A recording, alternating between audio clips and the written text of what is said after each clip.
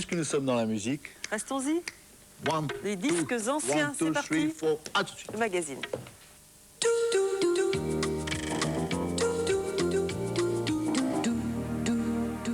Ravi de vous accueillir, Daniel Le Sueur. Daniel Le Sueur, c'est un grand spécialiste, sinon le grand spécialiste de la musique rock en France.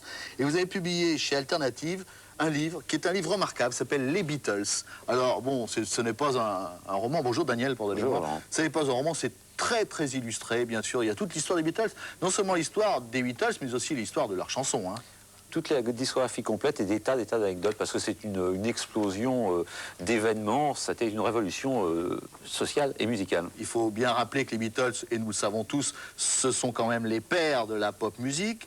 Leur groupe est né en... Alors ils se sont rencontrés, Lennon et McCartney, en 1958, et le groupe, dès 1960, a commencé à tourner à Hambourg, à Liverpool, et puis après dans le monde entier. Ouais. Vous êtes collectionneur de disques.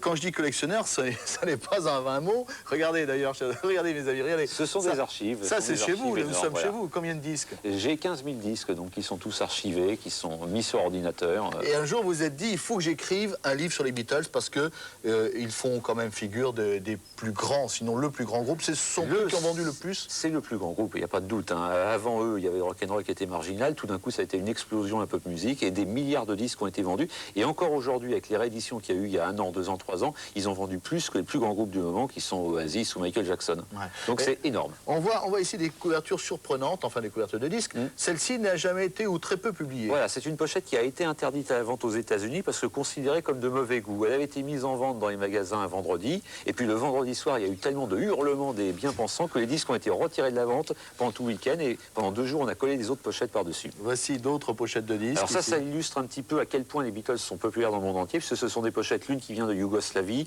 l'autre qui vient d'Iran, des pays dans lesquels on ne pensait pas qu'il puisse y avoir de la pop musique. Là, une couverture très surprenante parce qu'elle n'a jamais été une pochette jamais publiée. C'était le projet de leur dernier disque. Leur dernier disque qui a été enregistré, qui a été imprimé au niveau de la pochette, imprimé au niveau du disque. Et à la dernière minute, Paul McCartney a dit le son n'est pas bon, on ne sort pas cette chose qui n'est pas bonne. Il l'a jeté. Et donc, c'est une rareté. Et ici, un disque, alors ça, c'est ce qu'on appelle un picture disc ou un disque image, c'est-à-dire que la pochette qui est complètement imprimée à l'intérieur du disque. Alors bien sûr, toutes ces anecdotes, tout ce que vous voyez ici, vous le retrouvez en photo dans le livre, dans le livre des Beatles aux éditions alternatives de Daniel Le Sueur, parce que vous êtes vraiment terriblement documenté. Voici un chèque de John Lennon. Alors là, voilà. Ami, si vous vraiment, franchement, une photocopie, il n'a pas fait à moi, je le regrette. C'est une photocopie d'un chèque de John Lennon, signé par John Lennon. Voilà, nous allons nous séparer, Daniel. Bravo pour cette œuvre, parce que je crois qu'on peut dire que c'est une œuvre, c'est comme ça que je la ressens en tout cas. C'est un travail remarquablement fait, ça s'appelle Les Beatles, aux éditions alternatives. Je voudrais dire que vous avez publié aussi bientôt un autre disque, un autre livre qui s'appelle Les Secrets des chansons, et puis que vous allez sortir un CD, parce que vous êtes un homme très éclectique, pour lancer les jeunes. Voilà, il y a la musique du passé, il y a la musique de demain, et là je suis arrivé à rassembler 12 artistes qui à mon avis seront des vedettes dans l'an 2000. Alors dès aujourd'hui on peut les pousser. Voilà, il vient de Nice, vous habitez Nice je crois. Hein. Daniel Le Sueur, merci infiniment de votre visite. Nous allons maintenant vous parler de quoi? De téléachat bien sûr. J'ai grand plaisir à accueillir pour vous, chers amis, Daniel Le Sueur qui est ici. Bonjour Daniel. Bonjour Laurent. Vous êtes l'un des grands spécialistes de la chanson en général, du rock'n'roll en particulier. Vous êtes un grand collectionneur. Combien de disques avez-vous chez vous? 15 000. 15 000 disques. Alors, je vous avais reçu dans cette émission il y a à peu près 2-3 mois. C'était pour un livre que j'ai conservé, qui s'appelle Les Beatles, aux éditions alternatives, qui est un livre remarquable sur les Beatles. Et aujourd'hui, vous venez de publier un autre livre parce que vous êtes vraiment intarissable. Et en même temps, c'est tellement intéressant de parler avec vous parce que ce sont les secrets des chansons. Alors, quand je lis ce livre, je m'aperçois par exemple qu'il y a des secrets dans les chansons qui sont quand même croustillants. Je t'aime moi non plus. Qu'est-ce? Alors, Je t'aime moi non plus, c'est une anecdote qui remonte au milieu des années 60. Brigitte Bardot avait une histoire d'amour avec Serge Gainsbourg. Et elle lui a dit un jour, écris-moi la plus belle histoire d'amour que tu puisses écrire. Et Gainsbourg nous sort Je t'aime moi non plus, avec tout ce qui va dedans et les râles que l'on connaît. Le disque était prêt à sortir et Brigitte Bardot se fiance. Et était sur le point de se marier, et son futur promis lui a dit « Écoute, tu vas pas sortir une chose pareille ». Donc Brigitte dit à Gainsbourg « Ne sors pas le disque, je t'en supplie ». Gainsbourg a été très gentil. La bande originale a été enfermée dans les coffres de la maison de disques et était destinée à ne jamais sortir. Et puis entre-temps, Gainsbourg a rencontré Jane Birkin, le temps a passé, puis il s'est dit quand même cette chanson, on pourrait l'utiliser. Il avait envie de ressortir cette chanson qui sentait potentiellement commerciale, qui pouvait faire un numéro 1. Jane Birkin Connaissant son bonhomme, connaissant les accroches qu'il avait avec d'autres chanteuses qui étaient Catherine Deneuve, Mireille Darc, tout ça, chanteuse. Ah bon? Berkin a dit « Je vais pas laisser mon bonhomme s'enfermer dans un studio d'enregistrement pour chanter une telle chanson aussi sulfureuse avec quelqu'un d'autre. Je la chante avec lui. » Et c'est comme ça qu'est née la chanson. Je t'aime mon oncle. Voilà. Cette chanson qui a fait un tabac au départ en Angleterre. Et en France, beaucoup plus En tard. Angleterre, ça a suivi 3 mois plus tard. Quoi. Ouais. Alors, rapidement, parce qu'on a très peu de temps, mais une autre anecdote. La canne de Jeanne, par exemple. Alors, la canne de Jeanne, ça, c'est un truc qui est prodigieux, c'est de se brancher, de s'enfoncer sur l'œuvre de Georges Brassens. On s'aperçoit que tous les personnages du petit théâtre de Brassens sont des gens réels. L'Auvergnat est un homme qui l'a accueilli chez lui pendant la guerre, quand il se cachait. Et sa femme, c'était la Jeanne. Ah, d'accord. Ouais. Et mon arbre, la chanson très connue de Brassens, c'était le petit arbre qui poussait dans cette courette. Où il y avait dans la maison. Et ma Jeanne. Et la Jeanne. Voilà. Et donc on connaît le petit théâtre de Brassens par rapport à ces Rapidement, en un mot, les Aphrodite Childs, ils ont interprété un disque. Ah, ça c'est amusant. Les Aphrodite Childs, en fait, s'appelaient les Four Monks. C'était des vedettes en Grèce. Ils ont dit on va aller chercher le succès en Angleterre. Ils prennent l'avion pour faire carrière en Angleterre. Ils font escale à Paris. Mai 68, ils restent bloqués, perdus. Plutôt que de devenir clochards, ils ont cherché à droite à gauche un studio d'enregistrement. Ils ont enregistré un disque en plein mai 68. Ils l'ont pressé dans une arrière-boutique. Ils en ont vendu des centaines, des milliers. Et ils ont fait carrière en France alors qu'ils devaient essayer de la chercher à Londres. Tout ça parce qu'ils ont fait escale comme quoi, il y a un destin. En mai 68. On va faire un petit détour par votre maison, puisque vous avez...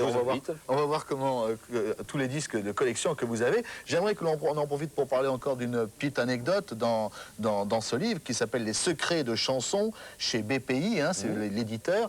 Une autre anecdote rapidement, allez. On en a 77. Le Belle, qui a une petite très courte. Belle, c'est grâce à ça que Claude François a pu se faire refaire le nez. Pourquoi? Il avait un nez qui ne lui plaisait pas. Et il avait fait un premier disque sous le nom de Coco qui n'avait pas marché. Et arrive le succès avec Belle. Il s'est dit, tiens, avec les droits d'auteur, les droits de vente, je vais me faire refaire le nez. On en apprend des choses. Je savais même pas qu'il s'était fait refaire le nez, moi. Eh oui, dès le début. Bon, mais très bien. Je crois qu'on va s'interrompre là. Les secrets des chansons. Si vous avez envie de connaître les petits dessous, qui sont souvent croustillants, ils sont souvent croustillants, les dessous des chansons, eh bien, tout simplement, c'est Daniel Le Sueur, c'est aux éditions BPI. Ça s'appelle Les secrets de chansons. Voilà la couverture de votre livre, Daniel. Bravo, merci infiniment. Et puis, eh bien, bon rock'n'roll. Allez, bon rock'n'roll, puisque vous êtes un fan de rock. Votre téléachat maintenant. Furieusement tendance, les collectors, les collections de disques rares. Il y a des tas de gens qui en sont fous en France et dans le monde entier. Il y a un monsieur en France qui en a des milliers dans sa grange. Laurent-Frédéric Bollet et Clément Sogel, en avant la musique. Ne vous fiez jamais aux apparences. Ici, dans ce village perdu de France, se cache en effet un super-héros.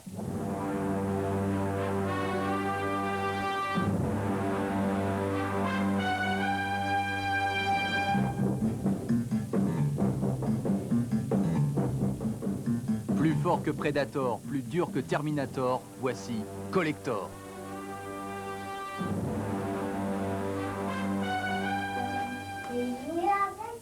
Collector. Sa véritable identité n'est connue que d'un petit nombre. Nous vous la révélons, il s'appelle Daniel Le Sueur, il a 40 ans, il est le surhomme aux 10 000 disques.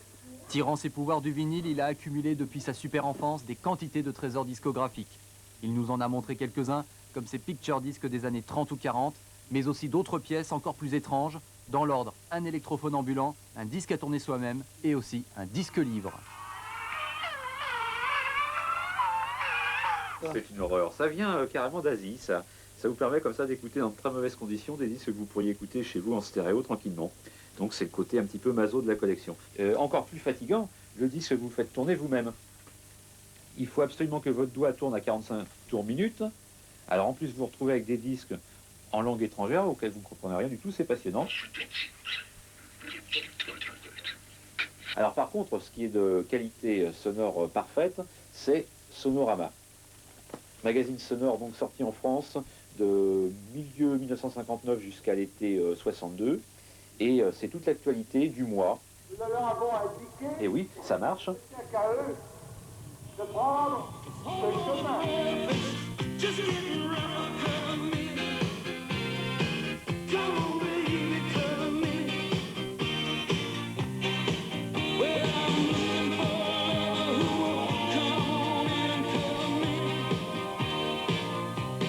Vous êtes assuré pour tous vos disques? Ah oui, oui, c'est obligatoire, mais disons que de toute façon, si tout brûlait ou si tout était noyé ou si tout disparaissait dans un tremblement de terre, même avec l'argent de l'assurance, ça ne me permettra pas de récupérer les pièces qui me donnent chaud au cœur. Alors donc, parlons d'autre chose. Votre cœur, il battrait pas à 33 pulsations par minute par hasard? 33, un tiers, oui, oui. Collector nous a avoué qu'il aime les disques pour deux raisons. Le plaisir de l'oreille, mais aussi le plaisir de l'œil. Tiens donc.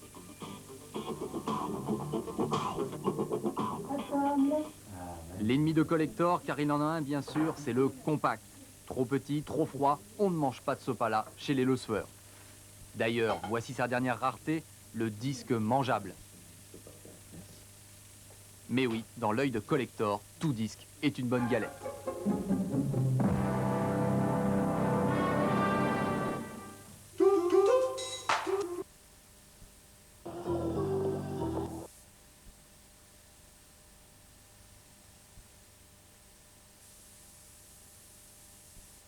De 150, mais sur presque une dizaine d'années. Et en fait, donc, le Picture Disc a eu son grand boom, on ne sait pas vraiment pourquoi, en 77, juste pour les 100 ans du disque.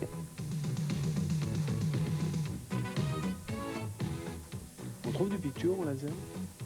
Il y en a quelques-uns, Bon, personnellement, je ne trouve pas que ça soit très très beau encore parce que les dimensions toutes petites ne permettent pas à l'image de s'exprimer complètement. Mais bon, c'est nouveau, donc peut-être que dans 4 ou 5 ans, on va avoir des picture disques compacts qui vont être fabuleux. Hein. Attendons.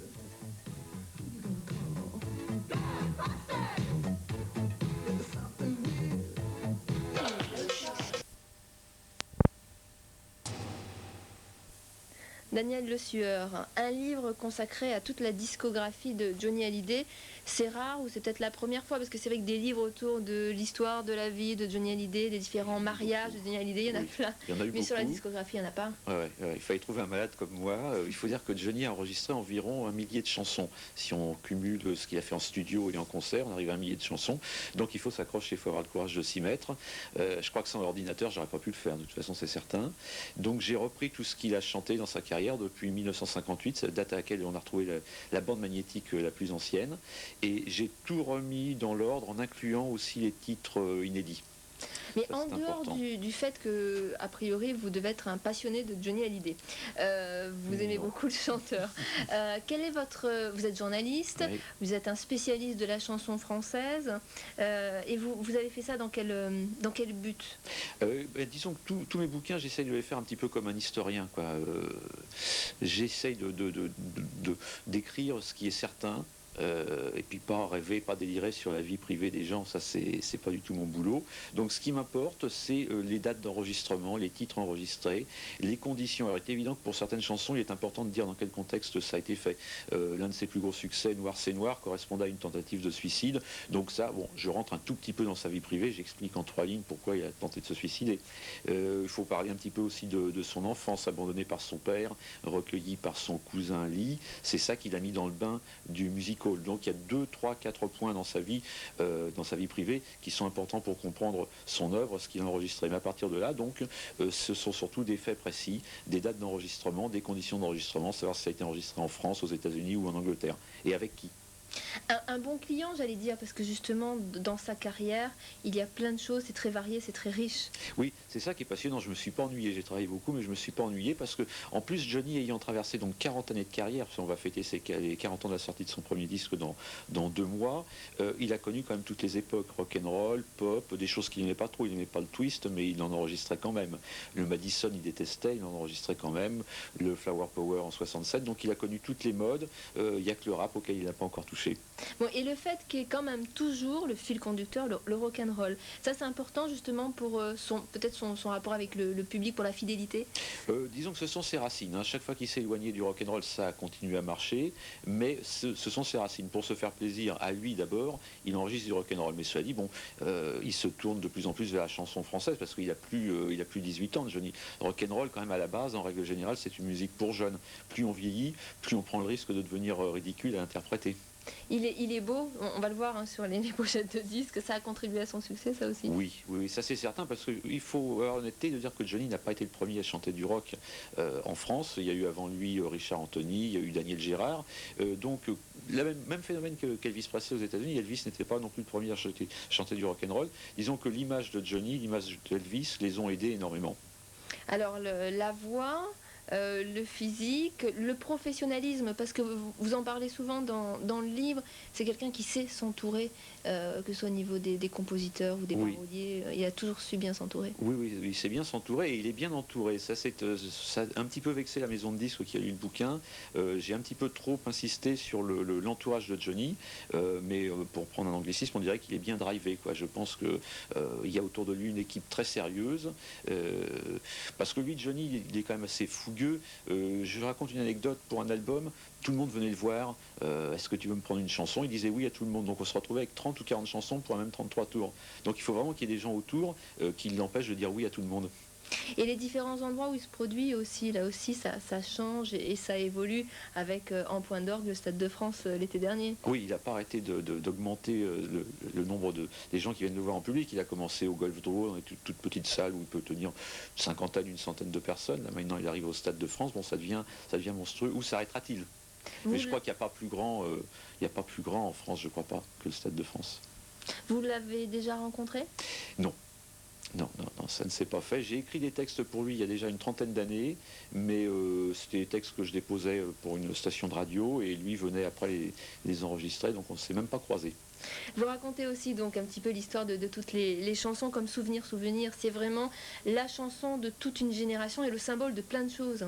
Oui, alors ça c'est quelque chose de très très intéressant, c'est que Johnny, quand il s'empare d'une chanson, on a l'impression que c'est du sur-mesure qui a été taillée, écrite pour lui. Or Souvenir n'est pas du tout une chanson qui a été écrite pour Johnny, il l'a adaptée, mais c'est devenu son image, de même que 2 ans après l'idole des jeunes, c'était un succès américain. Donc il se met en fait dans la peau de la chanson et le public français ne voit que lui, oublie complètement que ce sont des adaptations, ça c'est fort. Et le succès continue, j'ai entendu il y a quelques jours que son album, donc 100%, ça faisait depuis 1976, depuis Rock and Roll Altitude, qu'il n'avait pas vendu autant de disques. Puis c'est beau parce qu'en fait c'est l'album que son fils a écrit pour lui. Oui, alors donc là ça fait 40 ans de carrière, il a atteint un sommet, il a vendu, là ces jours-ci, on l'a appris ces jours-ci, il a vendu 1 million d'albums en un temps record, en environ 2 mois. 2 mois, c'est le plus gros succès de sa carrière. Alors peut-être que c'est dû au fait, bon, il y a la réunion avec son fils bien sûr, puis qu'il y a quand même des pointures qui ont écrit pour lui, François Sagan aussi qui n'avait pas écrit de chanson depuis au moins une trentaine d'années, donc il y a tout un contexte, et puis je crois que ce côté familial, et puis bon là il est rentré aussi dans la chanson française, donc il a touché tous les publics je pense. Daniel Le Sueur, un mot sur Infodisc, parce que c'est important, c'est votre façon aussi à vous d'aider les jeunes qui font la chanson française. Oui, ça c'est mon petit passe-temps, disons que je picore à droite à gauche les jeunes talents que j'arrive à trouver, et j'essaye de les mettre sur la voie non pas du succès, ça c'est trop dur, mais les aiguiller dans les maisons de disques, donc j'écoute toujours tout ce qui se fait dans la région. Mais comment ça se passe? Il y a un numéro de téléphone ou il peut appeler directement chez moi, donc à mon petit bureau, je le donne. Oui, allez-y. Le 04 93 88 89 85. Et donc là, vous essayez de les mettre en contact avec les maisons de disques. Disons, bon, j'écoute d'abord. Si ça me plaît à moi, je pense qu'on peut faire quelques pas ensemble. Si ça me plaît pas à moi au départ, je peux pas défendre un produit qui me touche pas. Et le terme produit... Mais vous en avez déjà aidé plusieurs dans la région. Oui. J'avais commencé, quand j'étais à Paris, j'avais commencé avec Patrick Coutin, il y a déjà une vingtaine d'années. J'étais arrivé à lui faire sortir son tube J'aime regarder les filles, qu'on continue toujours à écouter aujourd'hui. Et puis donc il y a 2 ans, j'ai sorti un CD de compilation avec une dizaine de jeunes artistes. Et là, on continue. En ce moment, c'est Nicole Redner, une chanteuse qui habite à Carrosse, qui est d'origine anglaise, qui a eu la chance de tourner des clips avec Georges Lautner. Donc voilà, on est sur la voie, mais c'est quand même très très difficile parce qu'on n'a pas dans notre région de maison de disques. Donc on est dépendant de Paris, alors il faut avoir de la chance et puis il faut être à la disposition de la capitale, ça c'est grave. Merci Daniel De Sueur, donc Johnny Hallyday, paru chez Alternative. Merci d'être passé nous voir tout de suite sur Canal 40 si vous restez avec nous. Potin de Seine avec toute l'actualité culturelle de notre région.